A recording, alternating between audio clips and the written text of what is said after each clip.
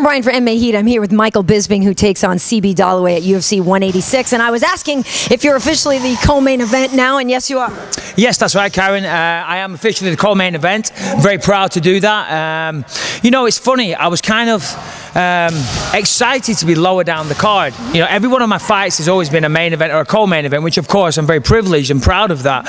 But that also brings a lot of extra pressure. You know, you're the last one on the fight night. You know, you're seeing other people backstage getting knocked out or they win or whatever, so it kind of messes with your nerves. Of course, I'm a seasoned professional, you know, but for once I thought this is great. I'll be one of the earlier guys, get it done, sit in the crowd, enjoy the fights. But, you know, unfortunately, you know, there were some injuries, there were some other things with Rampage, and yeah, I'm co-main event. I'm very proud. Please tune in April 25th. Now, there was talk for a hot minute of people saying they wanted you to fight Jacare instead when Yoel Romero dropped out. Did you actually get a call about that? Right, I want to make this very, very clear, and I actually tweeted at MMA Mania this morning. Shame on them. They call themselves an MMA site. You can kiss my ass, because they tweeted, Michael Bisping turns down fight with Jacare, which was not the case. I was never asked.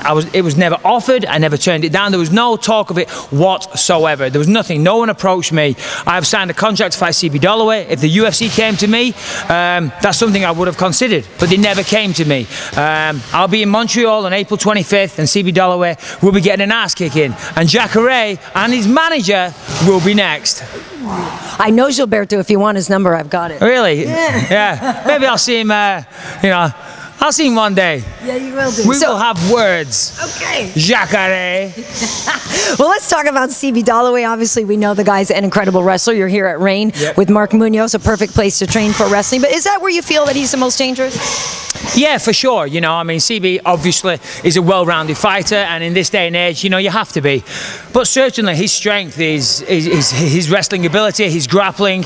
And I think, to be honest, you know, when people look at me from the outside and they analyze me as a fighter, you know, obviously I'm a striker. So his game plan, I think, is pretty simple. He's going to be look to use his wrestling, negate my striking. I think he's going to look at the Tim Kennedy fight where I was controlled for a while on the floor, and he's going to think, great, I'll replicate that performance. That fight prior to that with Tim Kennedy, I'd had a year out and I was very rusty. So that won't happen this time. Of course, I respect CB Dollaway's ability, but I've trained hard. I'm very, very confident. I'm going to stop those takedowns, and unfortunately, he's going to get knocked out, or he's going to get punched so many times he falls over, and he's going to beg the referee for it to stop. He does not want that fight to continue. He's not going to get me down, and he's going to get punched, kicked, kneed, elbowed, you name it. The kitchen sink will be thrown at him if required, and I will be the victor. Well, and to be fair, everything I've ever heard, this from Brian Stan, this from anybody who's ever trained with Tim Kennedy, is that he ends up weighing about a half ton when he's on top of you. For some reason, genetically, the way his body works, he's incredibly difficult to get off you. Yeah, no, he is. And to be honest, I think I underestimated that a little bit. So going into the Tim Kennedy fight, I was struggling for training partners, to be honest. I had great coaches like Jason Perillo and Brady Fink, but I didn't have the training partners. So I'd call people up and offer them $50, you know, to come down and spar, and I'd say, listen, I'm fighting a wrestler, please go for takedowns. They'd shoot for a takedown, I'd defend it, I'd give them an uppercut or whatever, and then they wouldn't try again because, you know, they got punched in the face for their efforts, and then it turned into a kickboxing match. Now, of course, Kennedy had no, you know, it's an MMA fight, good for him, you know, he went to take me down. Now, that was my fault in the preparation for that fight. Of course, I'd had a year off as well, and also my own arrogance possibly got in the way because I knew I wasn't getting the wrestling preparation that I needed. But I remember saying multiple times, sod it, I'm good at getting back to my feet. If he takes me down, I'll get back up, you know, and I paid the price.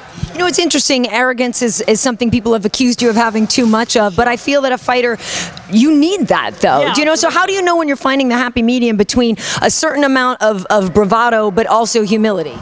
Well, you know, it's a fine line, of course. And when I said arrogance, you know, maybe that wasn't the correct word. It was confidence in my own ability. And generally, that confidence would have been well-founded. Like right now, no one's holding me down. No one can. And I'm getting back to my feet. And just in that fight, I was very, very rusty, you know. And I hadn't been training for a year, and then I got cleared to fight, and I went from doing nothing for a year to 6 weeks later being in the main event against a world-class wrestler. And it just wasn't there. It wasn't my night. But that's the thing of the past. I'm fighting CB Dollaway. That will not be an issue this time. I've, you know, since that Kennedy fight, I've been here at Reign, training with a bunch of great wrestlers, but year-round, not just 6 weeks prior to a fight, thinking, right, okay, I've got to work on my wrestling because I'm fighting a wrestler.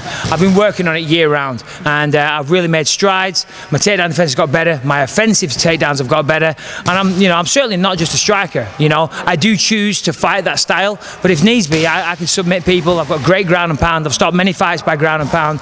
So, you know, we'll see what happens on the night. And you know, the other thing I wanted to ask about too is you've been very candid about your eye and how it can be very difficult for you. I mean, do you fear that people just see it as something to aim for? No, not at all. You know, I mean, I see out of the eye fine, and you know, it was a period of time. There was an adjusting period, but no, that's all completely behind me now, and yeah, no issues. Fortunately, I can't blame that on anything.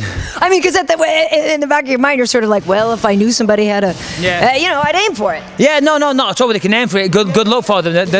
You know, everybody wants to aim for your face. You know, whether it's eye, nose, head, chin, you're always going for the head or the body. So, you know, be my guest. Good luck, because guess what? I got 2 of these as well, my friend. So come and hit me. Try it on for size. Let's see what you got. Very nice. So, CB Dollaway, I challenge you to punch me in the face, because I guarantee he's going to go for my legs. He's gonna go down. Oh, you know, we all know that saying, don't we? Quicker than a virgin on prom night. But I was trying to think of something a little more original. But there you go. We'll use that one. Listen, after you fight CB Dollaway, I personally, and people maybe aren't privy to this at home, I want to see you and Dominic Cruz tangle. Oh my God. Hey guys, yeah, no, what Karyn is talking about, we're like this, non-stop. It's so much fun to watch you guys. He's a great guy. Yeah, no, that guy, if you want to talk about, you know, Napoleon syndrome, the small guy syndrome, whatever you want to call it, that guy has got attitude for days. If he was my size, that guy would be in prison. Simple as that. He'd be in prison. The guy's a menace to society. Lock up your daughters. Stay away from him. He's a nasty individual. Dominic Cruz is not a pleasant person to be around. Thank you, Michael. Best of luck to you at UFC 186. My pleasure. I just want to say, everyone, April 25th, UFC 186, please tune in. Everyone that's supported me over the years, thank you very much. Muscle Farm, RDX Sports, everyone else, thank you very much from the bottom of my heart. Thank you, Karyn.